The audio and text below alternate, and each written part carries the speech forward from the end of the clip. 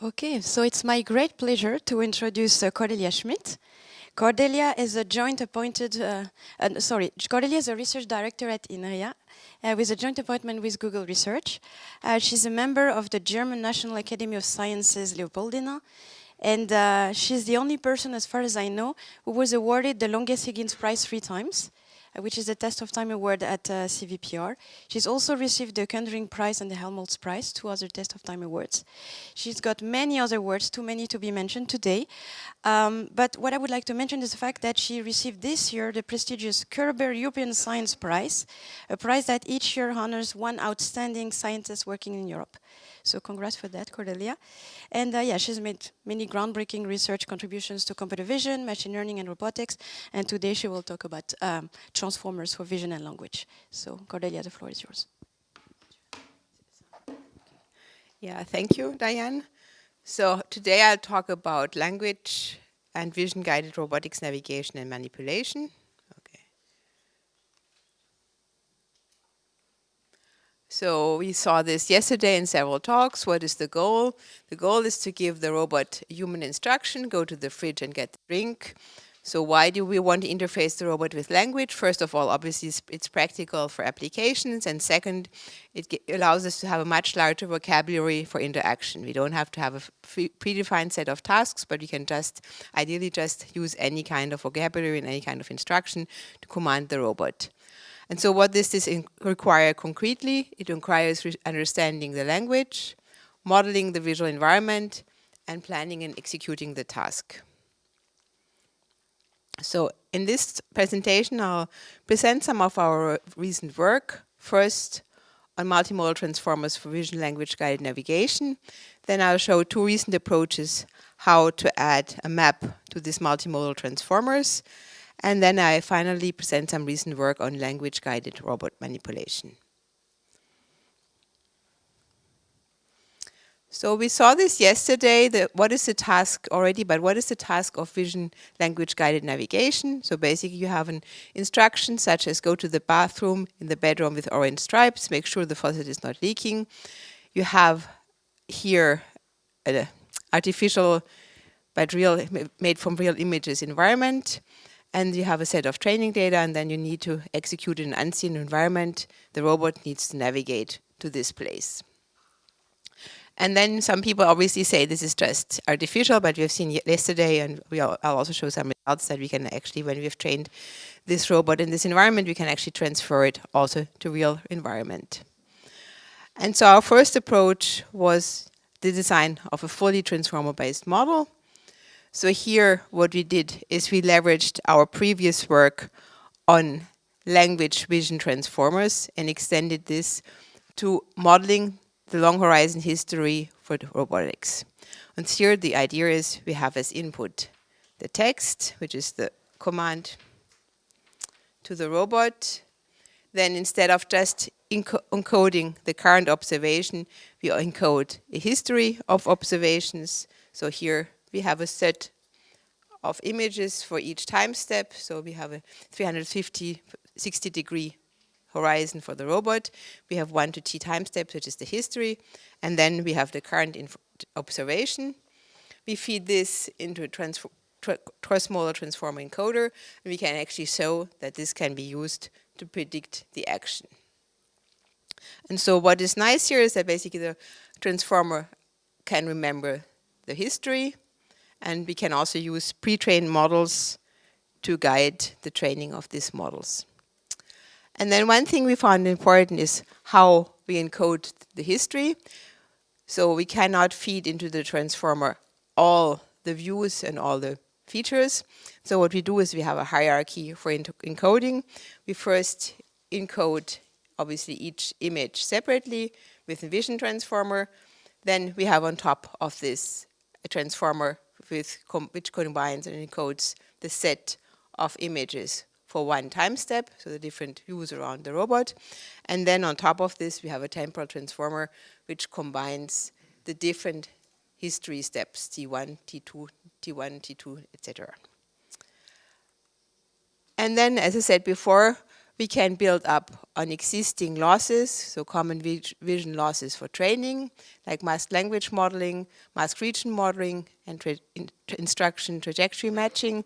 And when we have introduced 2 new proxy tasks for vision language navigation, single-step action recognition, so that we predict the next step, and then task of spatial reasoning prediction, which reasons among the objects in the images. And so here are the results at the time. So we compared the state of the art, and we showed on a number of different VLN benchmarks, room to room, room cross room, Reverie, and so forth, that we outperform on all these benchmarks the state of the art by quite a margin. And the measure here is the measure we saw yesterday also. It's SPL, it's success rate normalized by the path length. And so if you look into more detail, what makes our model work? So first of all, existing models use the recurrent architecture. We can see that by adding the encoding with temporal only and hierarchical, we get an improvement. So temporal only would be only one view per time step. And then we can see that this improves already over a recurrent architecture. And then by adding the hierarchy, we get a further improvement. We can see that this improvement is for success rate and the one which is normalized by the path length. You can see in both cases, it improves the performance. And then here, an evaluation of the features. We can see that if we replace ResNet by vision transformer, we have a gain in performance. And if we train it end to end, we have a further gain in performance. So this is kind of expected. And then here also we can see that by adding these additional losses, so initially the pre-training already helps a lot, and then by adding these additional losses, we get an improvement in performance. And so this was work we did a couple of years ago. We were happy that it already worked well, but then basically we were wondering what actually the problems.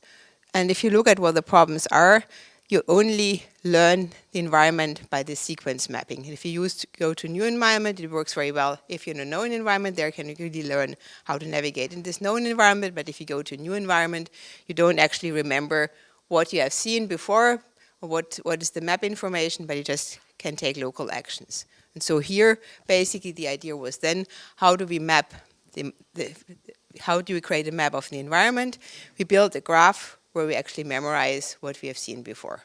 And so this allows us in a new environment to put together this graph and use this graph to help efficient exploration. So basically we don't have to explore everything, but we can use this to see where we are and then use this graph to backtrack and go to other locations and have this global information. And so how do we get this graph? So what we have here is we have the topological map which we put together. So we have the observations, we encode the panorama, and then we update the graph at every step. So initially the graph is empty, and then what we do at every step, we add nodes to the graph. And then during our planning, we can have a global planning where we use the global graph to predict where we are, and then we can adjust by fine-tuning where to go next. Okay, and then basically, there's a slide missing. Okay, some slides are not playing. Okay, anyway, so basically then, if you look at how it does it, so basically once you're at the given node, you add all the nodes in this graph. So what this graph structure here is, in this environment, it's discrete. So basically you have a set of steps where you can actually know where you navigate next. So you already have this graph structure implicitly in this environment, so you can just add for a given point the neighboring nodes and then go to the next node and add this on the fly to construct your graph on the fly.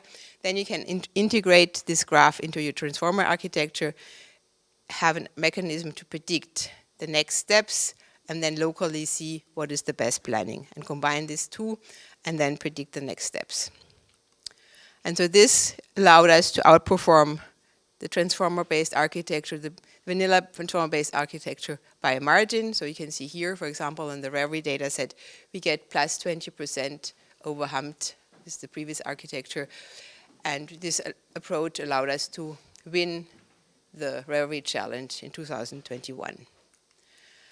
And then basically, more recently, we asked ourselves the question, so what we have here, we have this structure of the environment where we have actually these predefined nodes already in these environments, right? So there, in this vision language navigation environment, you have a grid on which we can move forward, which is quite unrealistic if you're navigating in a natural environment. And so here, actions are not discrete, but we want to plan for lower level actions and have different actions like move forward, turn. If you're in a real environment, obviously we don't have this discrete grid.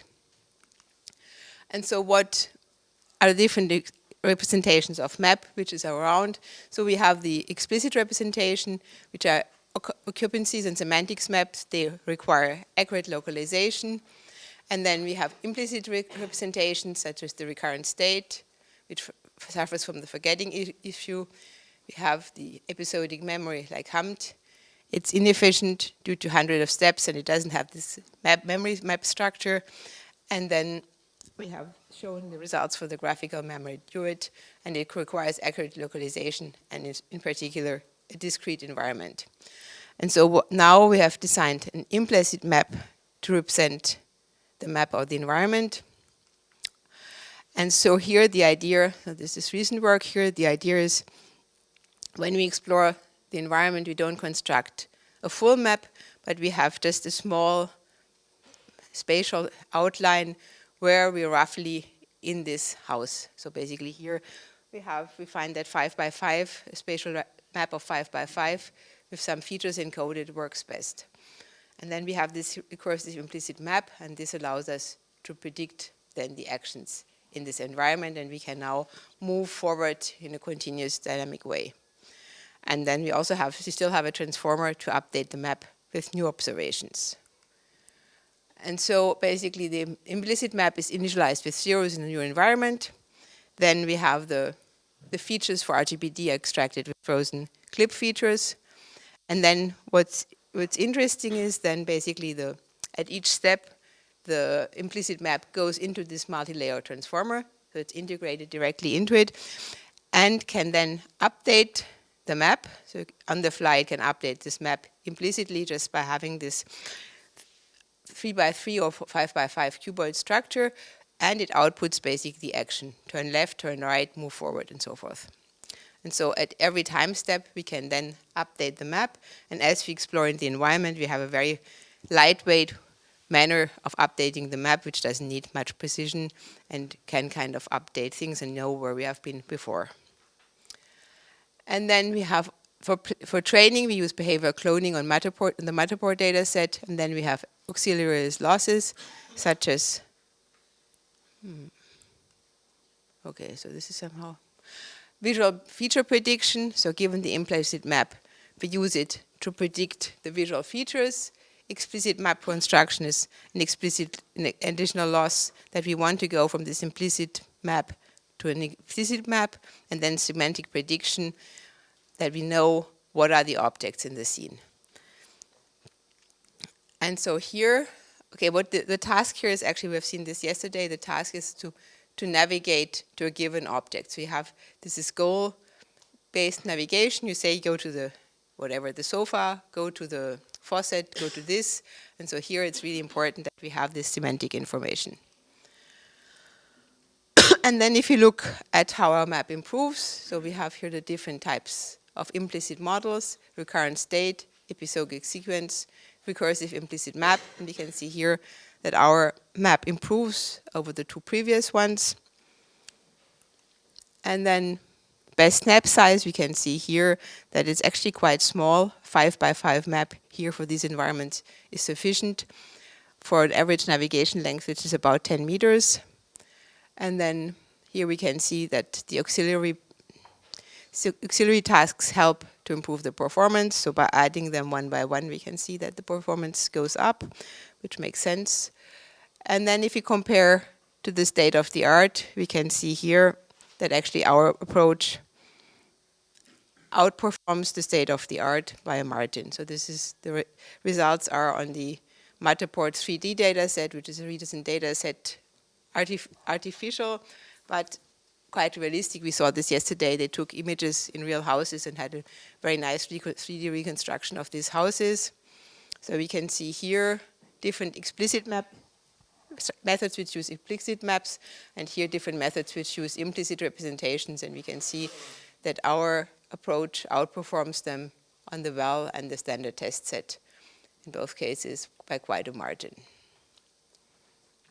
And then obviously now it works in all the simulated environments. The question is, can we actually transfer this to real world? Okay, first of all, here are some successful cases in the simulator.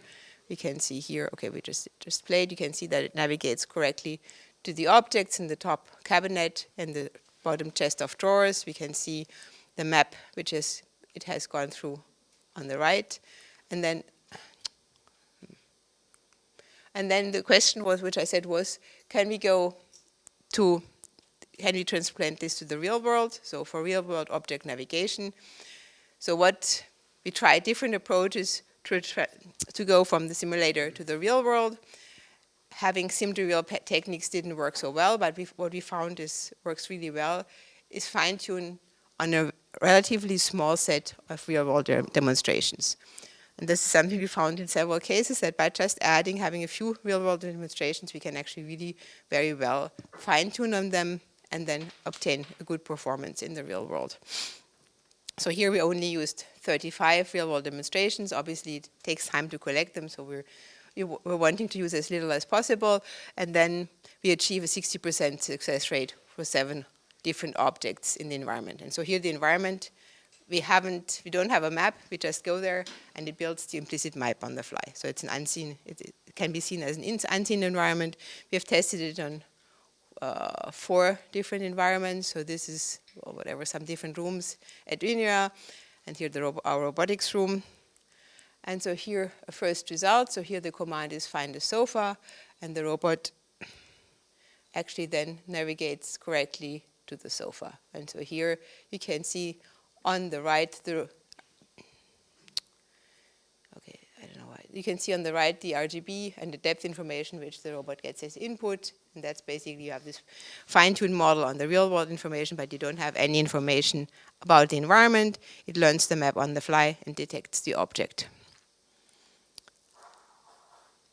And then we differentiate between seen and unseen instances. So seen instances are things where we have actually seen the object during fine-tuning, and unseen categories, unseen instances are instances which you haven't seen during the fine-tuning, and this actually leverages the pre-training on the Matterport 3D dataset, where you actually have object categories already present, and so it's inbuilt in the model that it knows how to detect these object categories.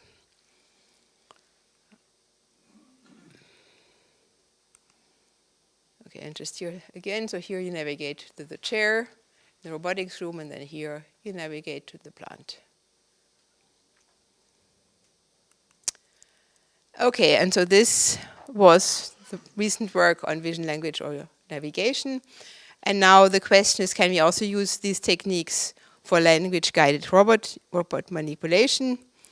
And so here, one example of what our most recent approach can do. So here we have a set of different varied instructions that stack the yellow cup on top of the pink cup, put the yellow cup on top of the pink one, place the yellow cup onto the pink one. So our model can handle with all this variability of the language, as we have a language encoder which was pre-trained.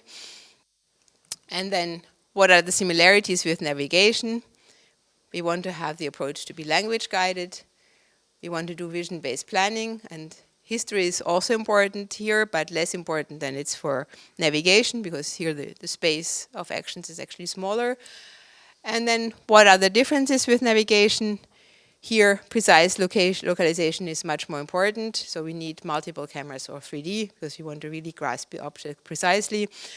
We need to reason about occlusion, and grasp prediction is important. This is something we haven't worked on that much, but basically if you do stacking, it's easy, but if you want to have more precise grasps, you have to really learn how to put your gripper to predict the grasp position.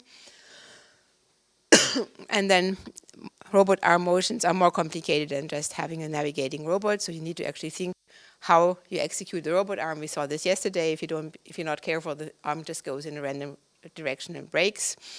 And so it's not just enough to predict positions on a discrete grid, but you really need to predict how where to go and how to plan for this, right? And so basically, anyway, go to this, we have to have different mechanisms for this prediction of the next position.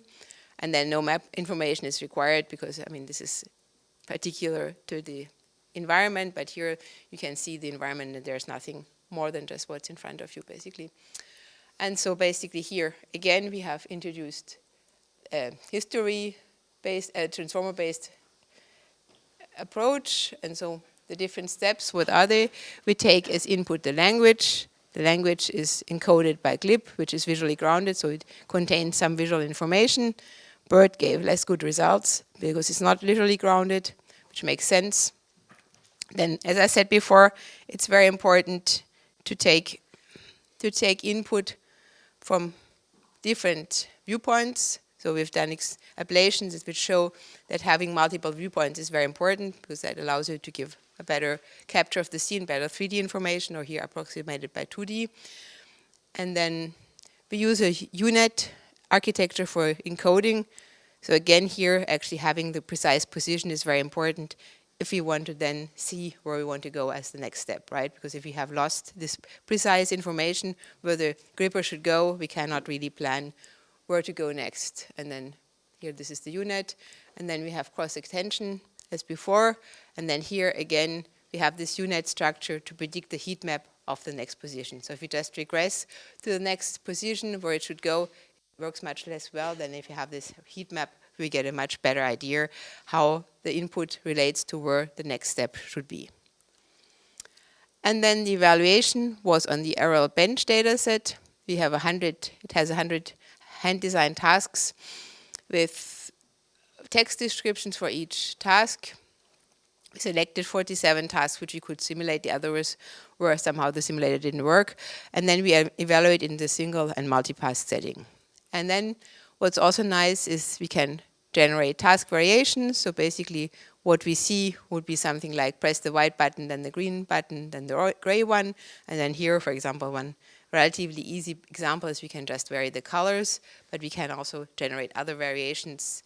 And here, then the text description becomes critical. So here, really, the text description gives us the input, what we need to change for the execution. And then if we look at the results, so here we compare to the outer lambda approach, which was the paper which initially introduced the RL bench data set. And we have grouped our 74 tasks into 9 groups. We can see overall our approach improves by 20%. And what's interesting is for some tasks, such as planning tools and long-term, the history matters a lot, right? Which makes sense if you need to remember what you have done before. History matters. For others, it doesn't matter because it's like just like executing one short task. And then interesting also is multi-view matters, particularly for tasks where you need the precision, such as screwing, some precision tasks, and tasks for which we have visual occlusions. So again, this makes sense. And then if we look at results on these task variations, we can see here, so here this is push button and stack tower. So this is showing push button, stack tower would be stacking colorful cubes. And here we can see the results on scene sequences. Then we can see that the performance drops a bit if we move to unseen sequences, right? So basically then sometimes it doesn't generalize well. And then this column is actually if we use natural language instructions, so we change the text and have it re-speak by people.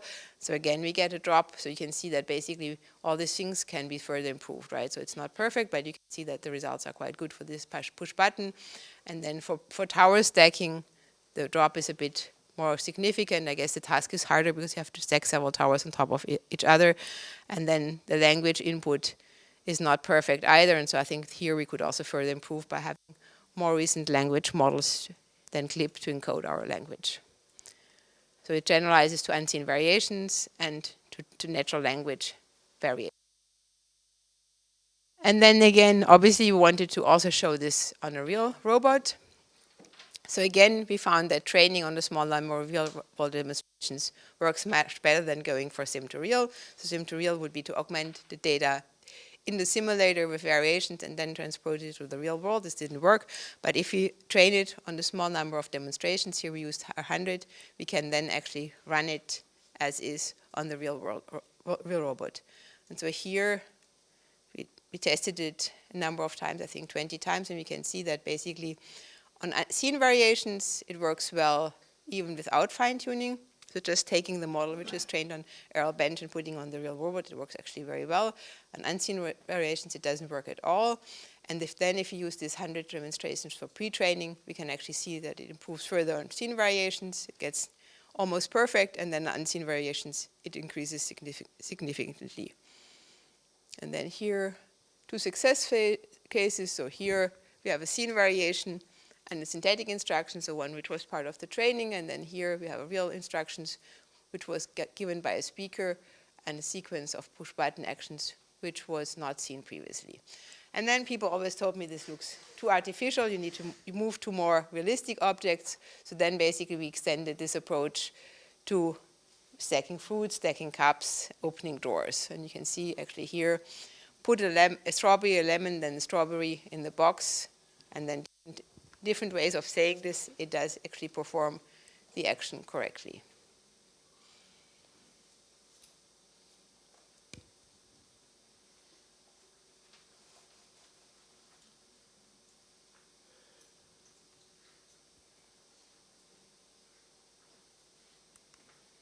Okay, and then the last part, so we have then also asked ourselves, instead of having these different viewpoints, left shoulder camera, wrist camera, right shoulder camera, can we actually merge these views into 3D point cloud and use this 3D point cloud and have a better representation? And so maybe before moving on, one thing we found is very important is this wrist camera. And so basically on our real world robot, we didn't have this wrist camera, and now we have added a wrist camera to improve the performance. So you can actually already evaluate in simulation that if you remove the wrist camera, the performance drops a lot. And then if you go to the real world robot, it also drops significantly.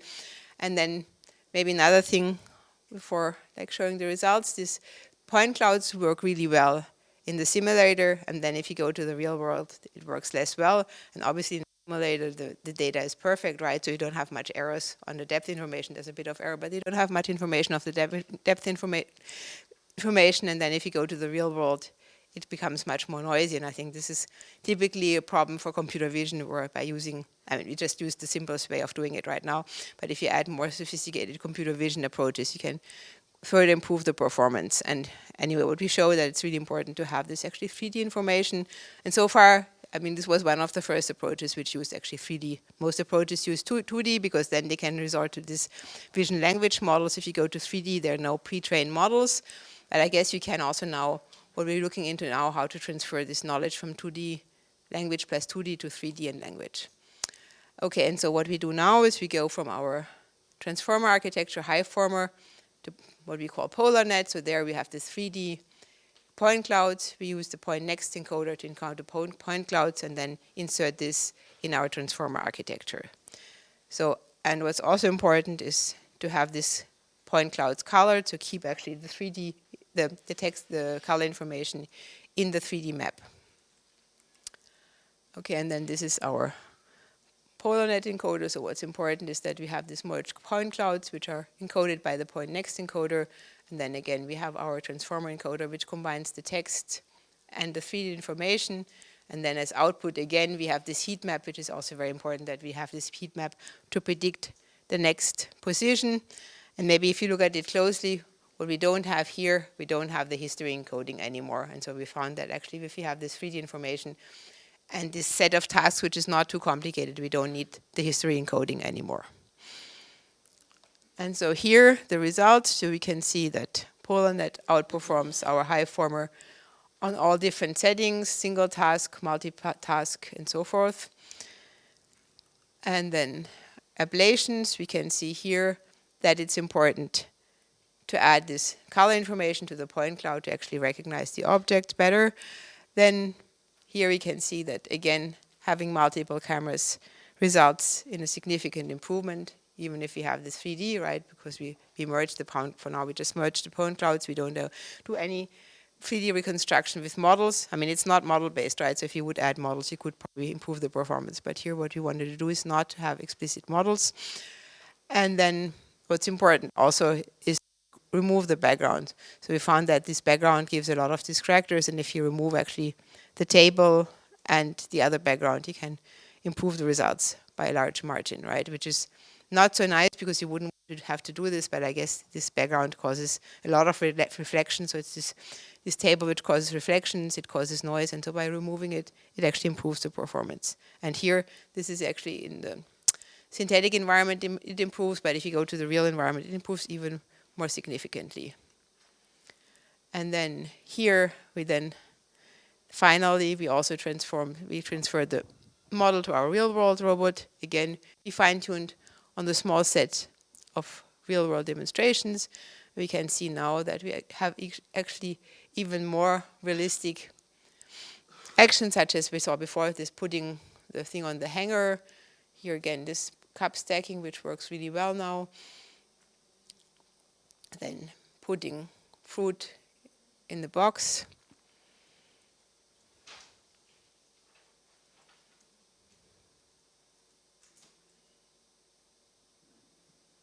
Yeah, and then more complicated tasks as putting items in the cabinet. So these are actually tasks which are present in the aero bench, and we try to now also, we now also have them in the real world.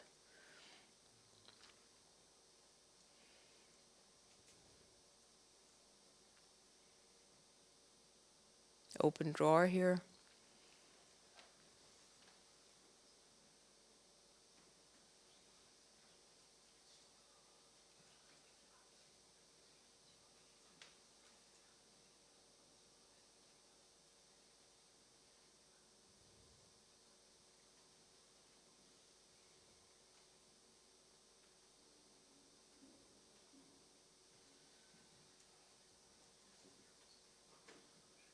Yeah, here you can see actually it failed the first time, and it actually retries again. It's actually robust to small errors.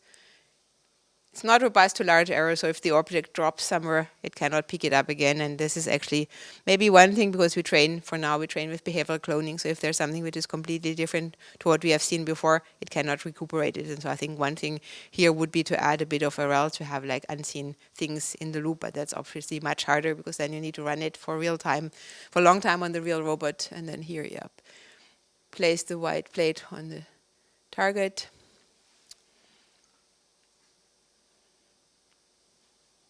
Yeah, and then here, failure cases. So here, put the hanger on the middle, put the mug on the hanger on the middle part, so you can see actually that it's not precise enough. It falls down, but it doesn't try again. So here, ideally, you would see that it has made an error and then just start over again. But then it's too complicated. It gets lost basically. Okay, so in conclusion, we have seen that transformers can bring us a long way to predict these actions, but they can leverage standard vision losses to improve the performance. They can use a lot of information which we have already.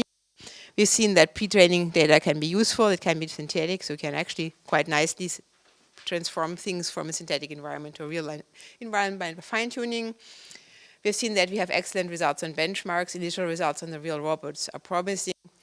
And so obviously what's missing now is this has these picking tasks for the manipulator, right? So what you would want to do now is do pouring and things like this, but this kind of involves more complicated robotics manipulation as well. I think the two things which are missing is A, maybe improving our motion planner to have a better motion planner for this, and then obviously we need to have more precise grasping positions, right? So this is something if you want to do manipulate, like for example, take a handle and then pour things there, you have to really know where the precise grasping points are. And so basically the future results to do this would be to have better 3D representations to be more precise, I think, and have learned these grasping positions. So there are data sets now around where actually people have annotated how to grasp the different objects to perform the actions.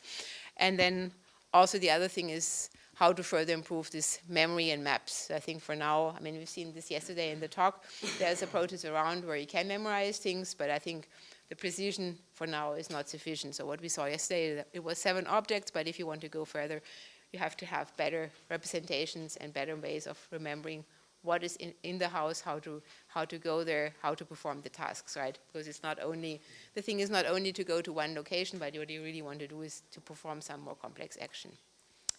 Okay, thank you.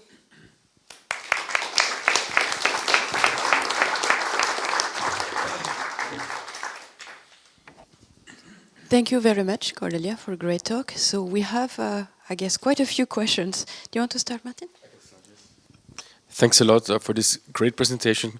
I have a question just about pretty much the last thing you showed us. So when the robot tried to hang the cup on the hanger, it failed and it didn't really realize that. But before we saw that it tried to open the drawer and then it realized that it didn't succeed and it tried again.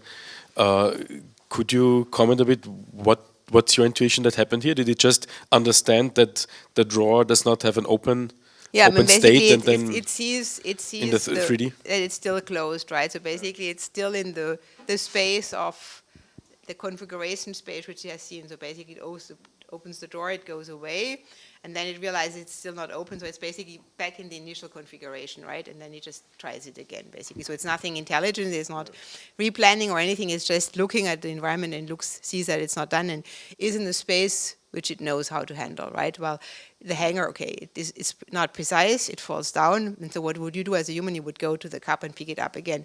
But this is something which it hasn't done before, right? It hasn't been trained to see this configuration that the cup is lying there and then you have to go there. So it's not even like having any memory. It's just like if you see this thing and you know that your task is to hang it, then you would need to go back to the cup, pick it up and go there. And this is something which is actually an interesting question. What do you need? Do you just need all these visual observations? Do you need more history? But in any case, what you do is you need more training data, right? Because it's cases which you haven't seen, so it cannot do it. Thanks. Thank you. I have two questions that may or may not be related. Small question about the first part on navigation. The first one has to do with the definition of success. Success really means to have that's a question. Success really means basically to have the object in view, because after that approaching the object is relatively simple. Second, the 5x5 implicit maps naively sounds incredibly coarse. Is there any explanation for that? So the first question, the success rate, I think what is actually measured, I think, is just the distance to the object. I don't think, I mean, I don't know, other people can correct me if I'm wrong, but I think it doesn't. No, yeah, that's not what I meant. What I meant is that in order to be successful, what the robot has to do is to get to a location where the object is clearly in view, right? Yes. Yeah. But that's the, I don't get, so I don't understand your question. What about the second part? Okay, so yes, it is near, but it's not seeing it. I think this is not part of the success criteria or whatever, but this is like a problem of the evaluation. And the second, yes, I think we were surprised as well that basically empirically this 5x5 gives the best results. But I think given that it's not very precise and it's updated on the fly, and the environment is not that big, right? So we're not navigating in a house with many rooms. We're just navigating in a relatively small environment. It's probably enough to have this as a layout, like a coarse layout, which gives you some information, right? And so I guess it's kind of a trade-off between constructing this full explicit map with a lot of errors or just having it as an additional information. So it just goes as an additional information into the transformer. But I don't have a very good intuition either, right? Because we were surprised ourselves that this is sufficient, but I think it's kind of the thing between having something very precise and something just approximate. Like if you think of matching flow, if you just have like a very sparse match, then you get some information what's going on, and that's sufficient for the model.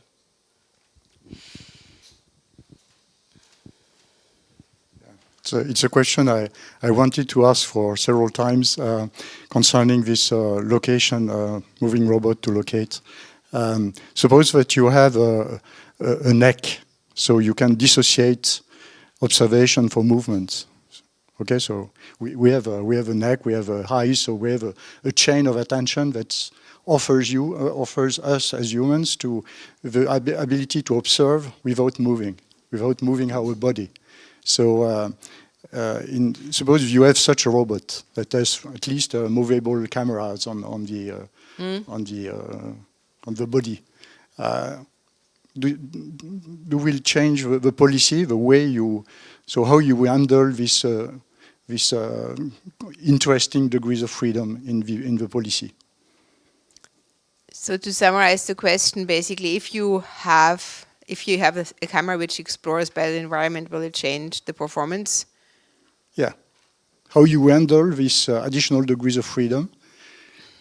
Where you have, in fact, 2 degrees of freedom for translation, rotation for the body, but also rotation of the camera. Of the camera. I think yes, definitely it will help if you explore the environment, because you can, like, I mean, even if you get closer to the object, you want to focus on the object, right? So I think it will definitely help, even for the map building. I think we don't have like the final answer. I think we don't have the final answer how to build the best map, but it's clearly something, at least if you want to go closer to the object, you need to move the camera. So I think you should definitely integrate it here, but for now, I mean, as I said to Martial, basically the environments are still simple, the tasks are also quite simple, and there are things which are missing. So I don't know, I don't have the final answer, but it's something definitely would help, right, if you can integrate it correctly, but it's probably difficult to integrate it. Because it looks like it's already doing this, because sometimes you just stop and you just rotate without translation. So yeah, but that's just like, the policy that emerges is move, observe, move, observe. That's my feeling. yeah, because that's, yeah, sure, because this is like the compute, how it's done, right? It observes and then it moves. Basically, it observes the But you don't impose this strategy. It's just emerging from the. No, I don't impose it at all, but it's Yeah. kind of computationally what's happening, right? You observe the environment, feed it into your algorithm, and then predict the next motion. So it's actually an artifact which is not so nice, that the motion is a bit like ruggy, right? Because it's not real time. Because you observe the thing, you predict the next motion. So this is kind of very clear where this comes from, right? And then basically it turns a bit because it's kind of hesitating, and then it moves on. And this is kind of what's happening, right?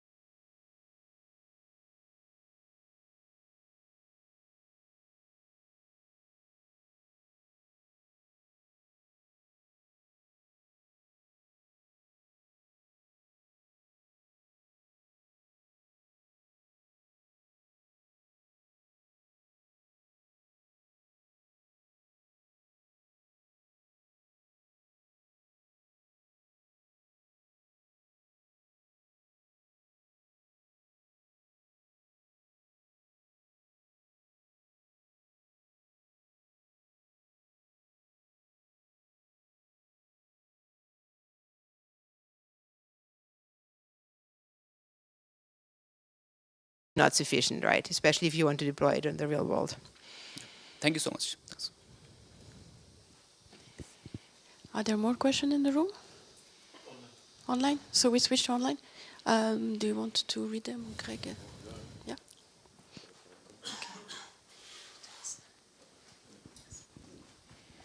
So there is a question from Olivier Sigaud. How large is the MP3D dataset, and how long does it take to train the model? And then another question, can we get a sense of how much the performance degrades with a smaller and smaller dataset? So the MP3 dataset has this human demonstrations where they have humans which are navigating around the environment. I think it's about 10,000, but I'm not entirely sure. And then how long does it take to train? A couple of hours, I would say, basically. And then during runtime, it's fast, right? It takes time to train. And we haven't done any experiments to see if you reduce the test set, the training set. But basically, what I can say is fine-tuning is very fast, right? And then training, I think, obviously, the better it is. And then I don't know. I don't have the answer. We haven't experimented with this. So.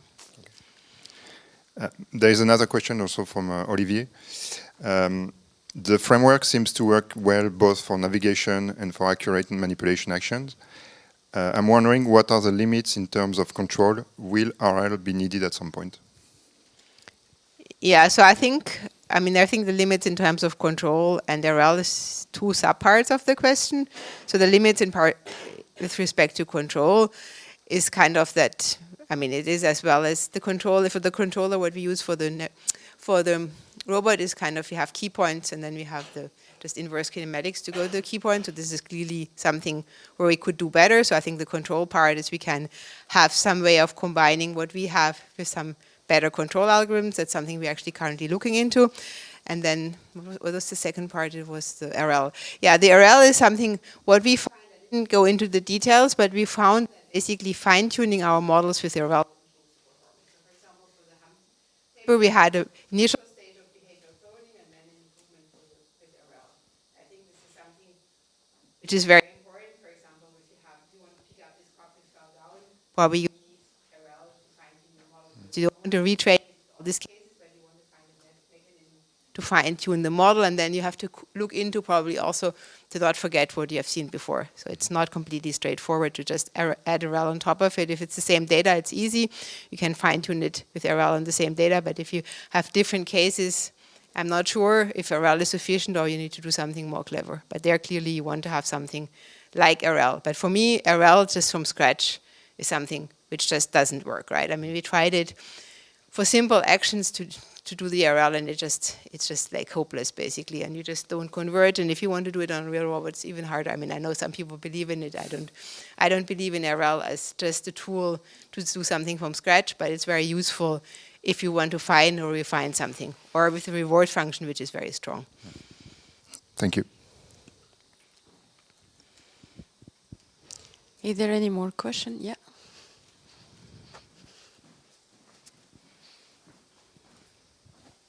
Hello, thank you for your presentation. I have a question. I saw that the performance gets much better, more there are cameras, better it is. And I wonder if there is a fixed camera in the room, how better the performance would get. Well, the cameras, okay, with the cameras we're actually having is like they're fixed around, it's not in the synthetic environment, but in the real world, they're actually fixed around the robot. So they're fixed. Okay. So, but basically why you need multiple cameras, you need to have multiple viewpoints, right? Otherwise, you don't see the things from different angles. And so you can put them either, I don't know, it's something we haven't explored in detail on the real robot, but I think it's probably very important how you position them correctly. And what we're doing now is we're kind of putting them next to the robot. And that works very well. And then what we found also that having one on the wrist is important because then it kind of sees, once it approaches the object, it sees what it's doing, right? So. Okay, thank you.